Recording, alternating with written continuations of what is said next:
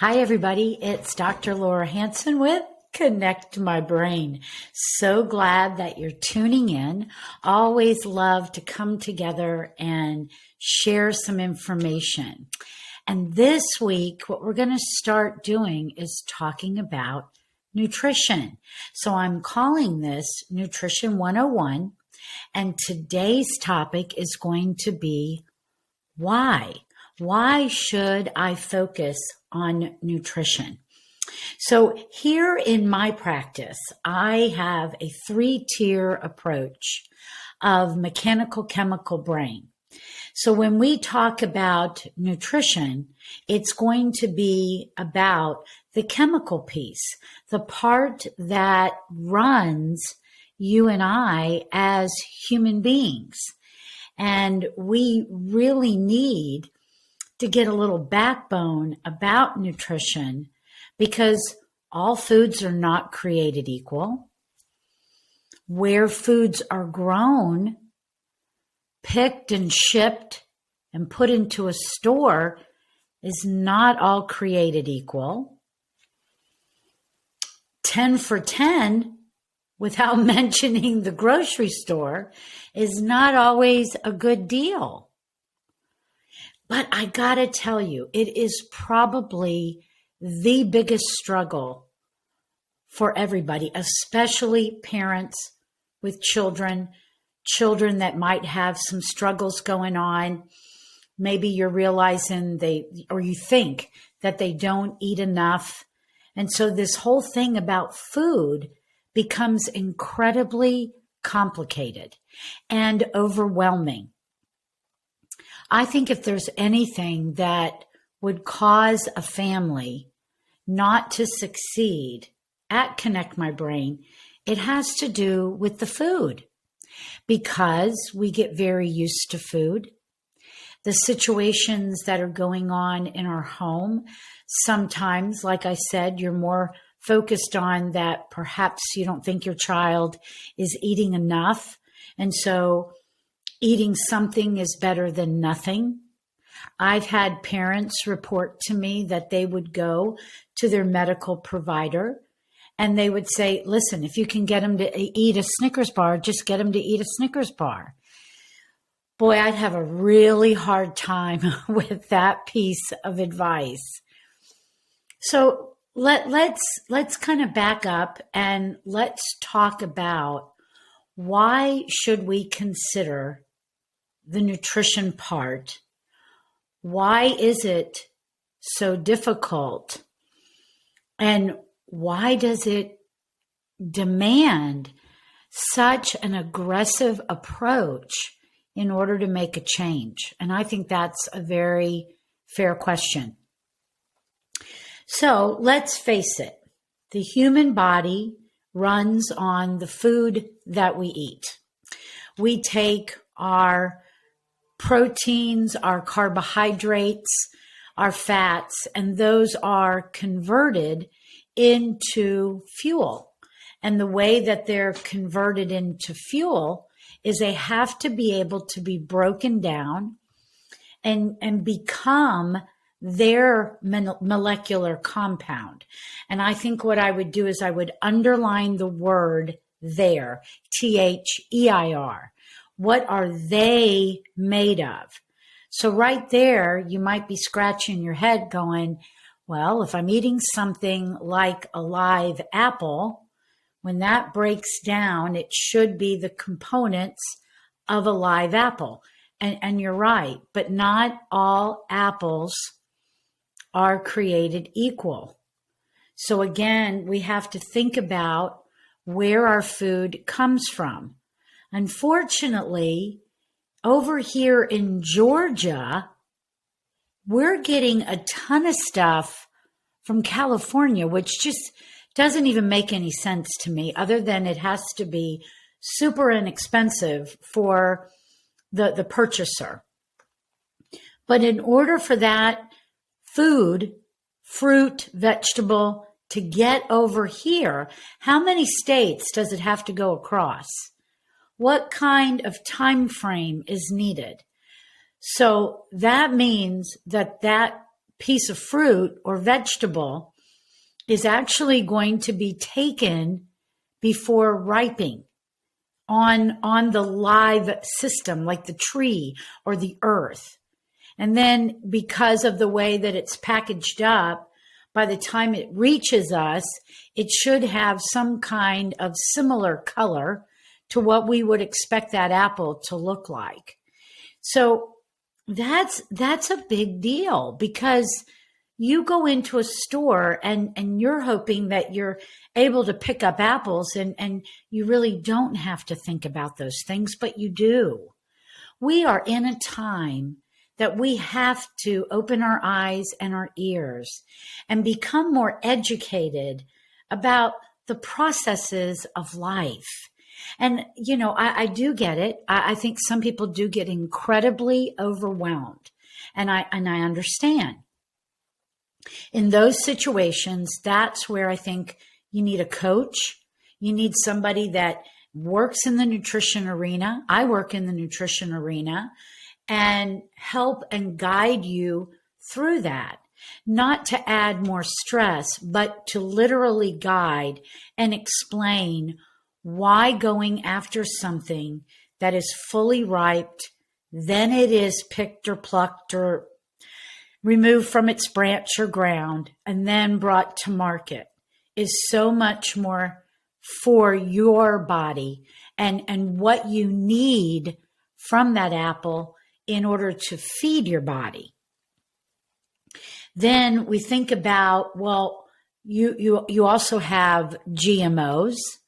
We have different types of chemicals that are put on certain areas, farms, etc., can even blow to the next. So we're battling with this word organic. We're battling with the word certified organic. And yes, it becomes so many points to consider. And yeah, by the time you look at maybe that apple that came from California, where maybe it's going to be 11 cents, and I get something that's locally grown and certified organic, and it is 3 times the amount. And here we are in a time that we're going through inflation. We're going through different money struggles, the things that are going on, and people living more on credit cards and things of that nature. Yeah, it just becomes huge. And then you sit there and you say to yourself, I just want to eat the apple. I don't want to think about all that other stuff. And I really wish I could say, well, then just eat the apple. But I don't want to say that, because again, I think it is just so important that we take the time and try to navigate a path for ourselves that's going to lead to better decisions, a greater understanding, and maybe we get our own hands in the dirt. A friend of mine down in Thomasville, Georgia, has been so proud of the garden that she's been growing. And we were just talking last night, and she was expecting carrots that she planted back in August to be on the Christmas dinner table, and they're just now starting to come up. So it's a learning curve. You can still go out there and give something your best shot, and then when it doesn't go exactly the way that you would like it to go, it's another item on the list, right? But it's so worth it when you can control what you're growing it in. Because, over the years, even this idea behind Roundup, for weed killers, we didn't understand that the chemicals in those different types of lawn products were actually getting into our groundwater and actually getting into our food sources. And then there's also the pesticides and insecticides that are also used in order to preserve the crop. And a farmer with all the right intentions in the world is trying to plant food, get it to market to feed us. And now they too have to think about everything that they are putting on their crops, what's going into the groundwater, and the far-reaching effect that it will have and does have. Over the years, with all the lab work that I've done and the different types of tests, primarily like an organic acid test, which is a urine test, which is going to give us a lot of toxin metabolites that we can literally measure and look at and begin to identify how far reaching those different metabolites are actually going into the human body. Then what I would like for you to consider is the number of years that this has been going on.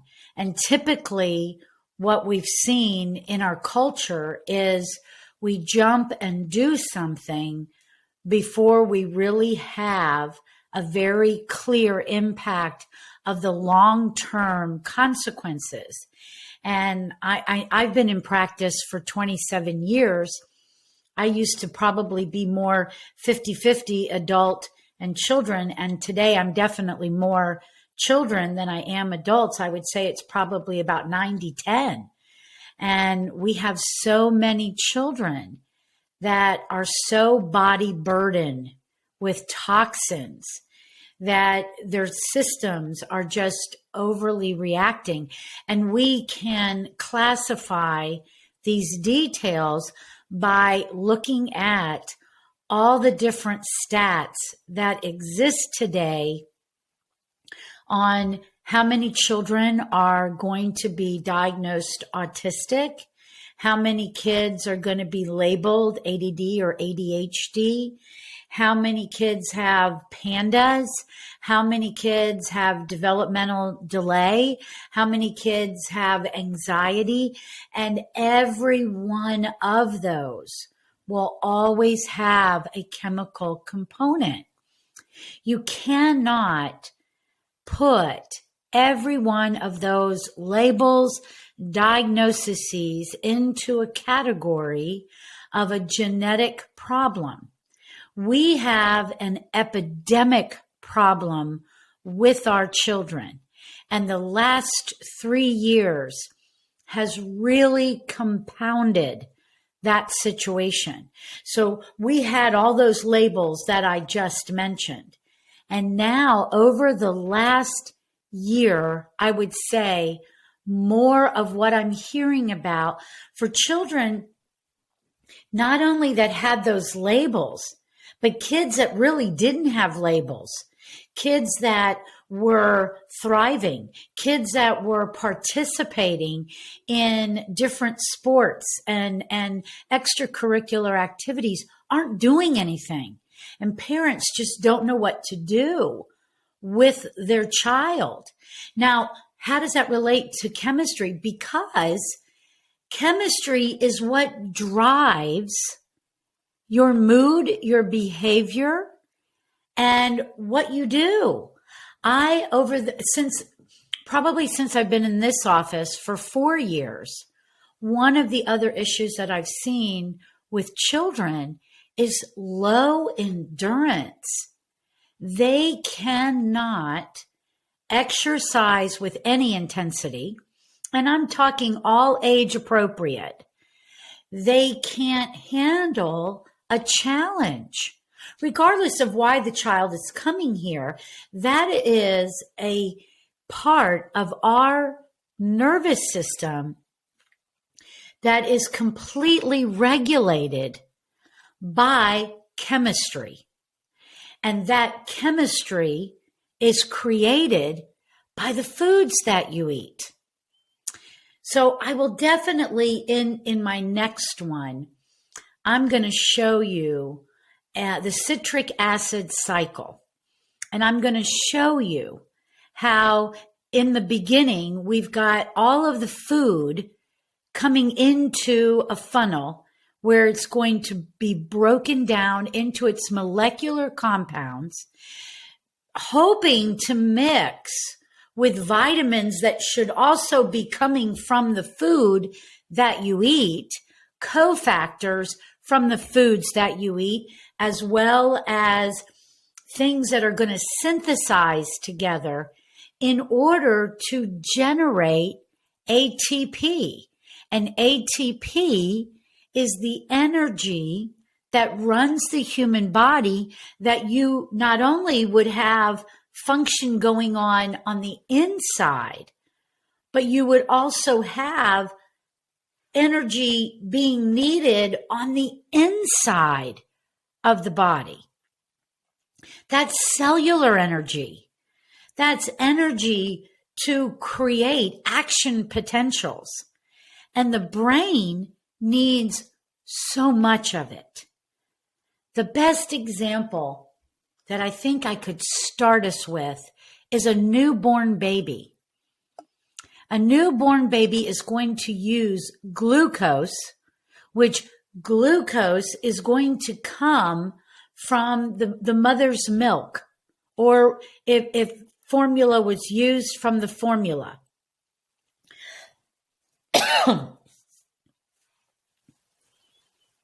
However, I am not going to say that mother's milk and formula are created equal, because they're not. Without judgment, always. Mother's milk, there can be some gray areas there as well, depending on maternal health, depending on how mom feeds herself. Just because you're a nursing mother is not a stamp of approval that you are giving your baby the perfect substance. You have to put good stuff in to get good stuff out. And let me add a couple of tributaries to that. What else are you putting inside of your body? I think one of the other big misrepresentations about our own personal health is, what do you got in your teeth? There's an excellent website, IAOMT, the International Academy for Oral Medicine and Toxicology. There is so much great information about understanding what we put inside of our mouth as it relates to dealing with cavities, as it relates to dealing with fluoride toothpaste, what it has to do with fluoride treatments. Fluoride has 3 dumping sites: our water system, your teeth, and a toxic waste dump. Why would you ever put that in your mouth? Well, because I want to protect my kids' teeth. I don't want them to have cavities. What's going to generate cavities? Now, there are definitely family issues that predispose cavities. I don't want to make everything sound so simple. But the number one factor is what you put in your mouth. How well you brush your teeth. Do you floss? Do you rinse? There are wonderful rinses out there. There are probiotics that you chew when you get done brushing your teeth, especially before you go to bed, that keeps the bacteria in check in your mouth. That's one of the biggest areas for what we call biofilms. Have you ever felt like put your nail on your tooth and there was like a little white substance? That's a biofilm. Now, we can have healthy biofilms and we can have pathological biofilms. So the body can go in every direction.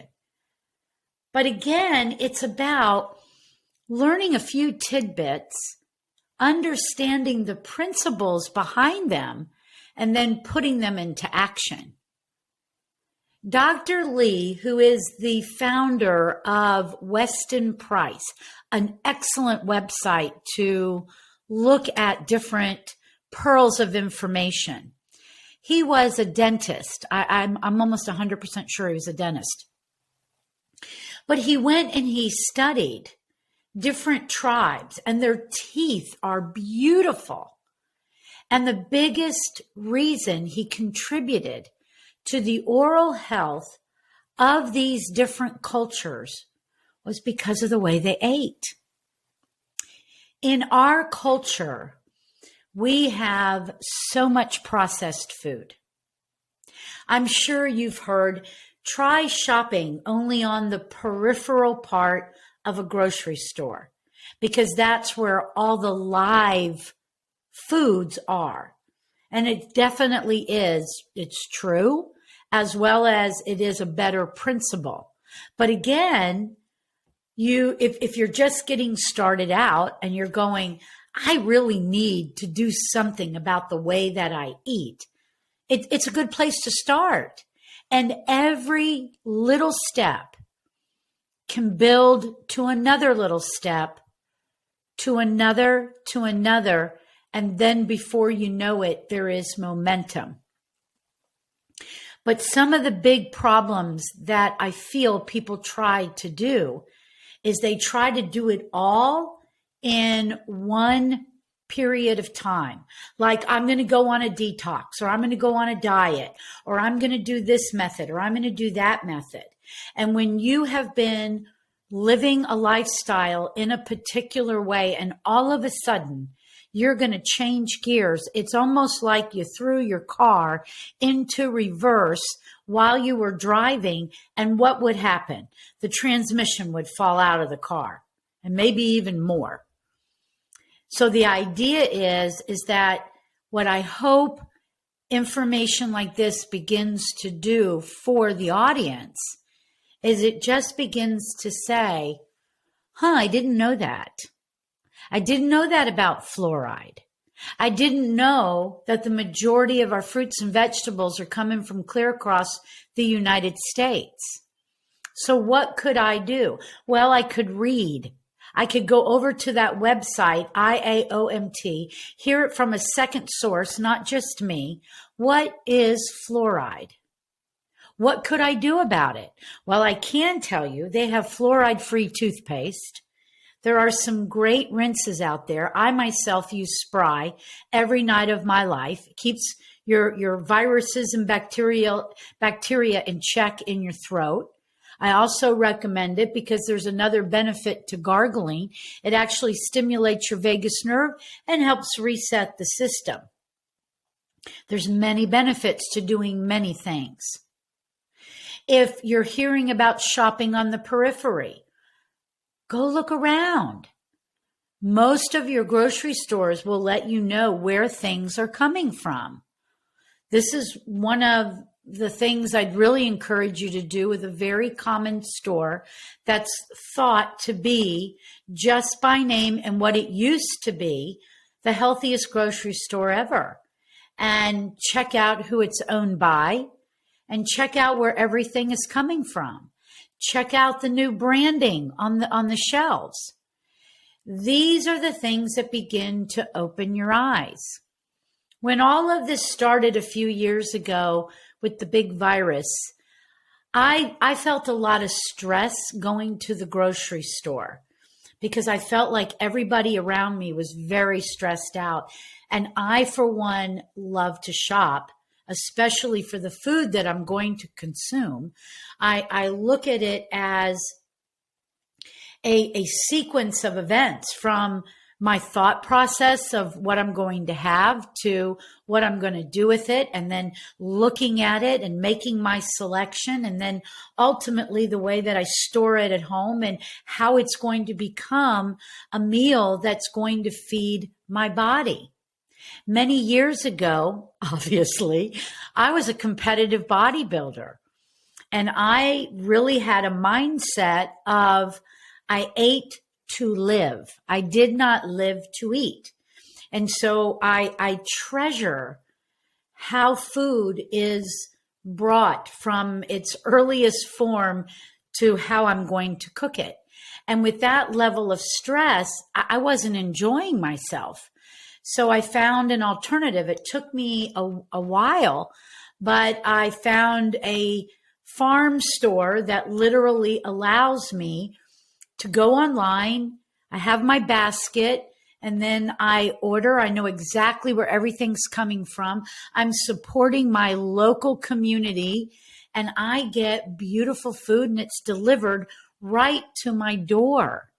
And it now has my patients asking me, what's in the tubs? And I go, it's my groceries. And it's such a fun experience every Thursday for me. I know exactly what I'm getting, but everything always looks so fresh and different because it's not engineered to look a certain way in order to be more eye appealing as somebody sets it out in a market. And I find that incredibly enjoyable. So nutrition starts here in your brain. And so for my podcast audience, I'm literally touching my head. Make sure you go over to YouTube and watch some of the podcast because we do video as well. And then we put it up over there. And then I've got a great girl, Natasha. She takes this information, turns it into a blog. You can get the blogs on the website. And then I have Marcy, my podcast manager, who I just absolutely adore. She has really created this platform beside me and really helped me get it to where it is today. And I'm so grateful to her. And I used to teach everywhere. And I finally have an invitation in April. I'm very excited. I'm going up to see the chiropractors in Connecticut. That's very exciting to me. But my last time, when back in February of 2020, I was supposed to go to Paris for a pediatric conference. And I was supposed to be speaking on pediatric research. And I was so excited for this trip, however, because of the virus, it got canceled and then it got canceled again. And unfortunately, it hasn't been put back together. I'm sure one day that it will be. But I needed a platform. I love to share information, but I'm also challenging you. We've got to share with others. It is through sharing and community that we can improve our health. And as adults, then we can become better role models for children. And you certainly know a family that is struggling with a child. Everybody does today. Share this with them. I'm hoping in this little series that I can get a couple of my moms to come on, because there's one in particular that I'm thinking about right now. We have recently, within probably the last month, maybe 6 weeks, the whole diet has changed and the lights are on. And yes, I really, really believe the chemistry is so far reaching. I can be really good at neurofeedback. I can be really good at putting their movement programs together. But the bottom line is it will not stick unless the chemistry in the human body is balanced. And if there's any number one reason why trying to look at your own personal nutrition is so important, it is because of your health. It is the health of your child. It matters what you give them. If you put in gummies and strawberries and granola and chips, every bit of that is going to break down to sugar. Now, it doesn't mean that a strawberry isn't wonderful. I mean, I have no idea where it came from, but in the simplicity, a strawberry is supposed to be good for you, but it's still a fruit. And fruits break down to sugar. Granola breaks down to sugar. Gummies are certainly sugar. Chips are going to break down to sugar. If you are only feeding sugar, if you're only feeding fast food, it is going to break down to sugars, but also lots and lots of toxins. Your child will not move forward. This will become a chronic scenario of inflammation, breakdowns, emotional breakdowns. What would happen? Let's think about it. If I put sugar in, is that a long-lasting fuel or is that a short-lasting fuel? Okay, 1, 2, 3. It's a short-lasting fuel. So it's in and out so quickly, and it revs them up, and it literally starts changing things in the pancreas, in the liver, and lots of times it's hyperactivity. You could think your kid has ADHD, and really what they have is a poor diet. But here's the second phase. They didn't get any fuel. And now it's 3, 4 o'clock in the afternoon, and their whole meal was sugar, and they had that back at 12 o'clock. What do you think their stamina would be like by early to mid to late afternoon? They don't have any. And a little person does not have the reasoning potential yet to say, well, I just got to hold on till dinner. No, they can't. So they are going to melt down. They will have the ability maybe this much. And for my podcast audience, I'm holding up my fingers to look like maybe an inch and put that into a time of maybe 90 seconds. And then if it's too hard, that's it. They're melting down. I see it in my office almost every single day. Or they could be on the other side where they can hold it together, at least when they're around other people, but at home they cannot. It's just a meltdown. And that's because home is a safe place. But I've been working so hard all day long to hold it together, and I can't anymore. But maybe their reason isn't sugar. Maybe their reason is a sick belly. And this is why we do labs in the office. We want to pinpoint what is the issue. If they've got a sick belly, and there can be so many different types, we can have the typical stuff that you know is leaky gut or faulty intestinal permeability, like I can't get stuff in. Everything is causing an inflammatory reaction. There could be SIBO, small intestinal bacterial overgrowth, good or bad bacteria in the wrong place. Maybe you just went through a virus and had no idea, or you just went through strep throat and somebody said, well, you got to get on an antibiotic. And the antibiotics are not geared specifically to the bacteria, so it just wipes out everything. And now we've got a microbiome that is ill. And these kids can't eat. They're really picky, but they also have no endurance. Or perhaps by the time they get home, they just completely break down to you, with you. There are so many things that show up in our lives. Having a show for 30, 35 minutes isn't going to ever touch on every little part. For the adult, brain fog, poor sleep, hormone dysregulation, gassiness,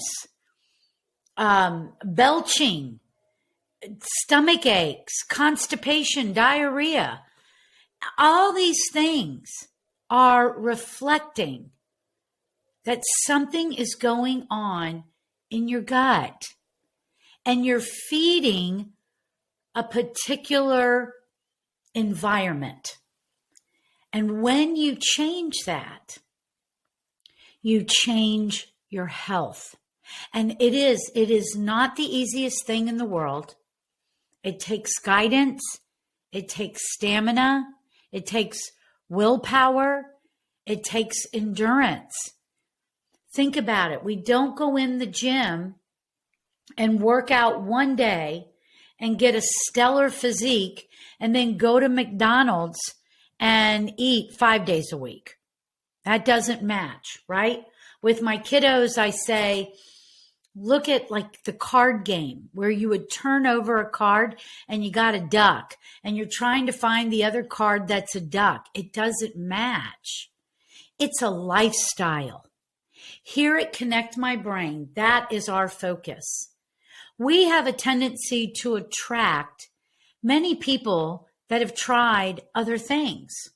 And maybe they're right in the middle of trying something. We have several adults that are wanting to get off of medication. We have lots of kids that have some type of interruption to their development. But maybe they tried something else. And what always shows up is the area that is typically not looked at is how you feed the body. So I encourage you, if you've got something going on and you just want to know, could this potentially be gut related? Maybe it's for yourself, maybe it's for your child. Give us a call or send us a message through the website. The website is connectmybrain.com. You can always call the office, 678-501-5172. But if you put a message through the website, I'm going to reach out. And I'm pretty quick at reaching out. I believe in responding. But it would expedite us getting together if you tell me, when are you available? Give me options. Give me a couple of days and times. I can usually get something plugged in. And one of the things that we really believe in is getting to the root cause, correcting it, educating. And then you have the choice. You have the choice. Are you ready to make it a lifestyle change? And I can tell you, my families that have a child in the program, when they all work the nutrition together, it is amazing the success.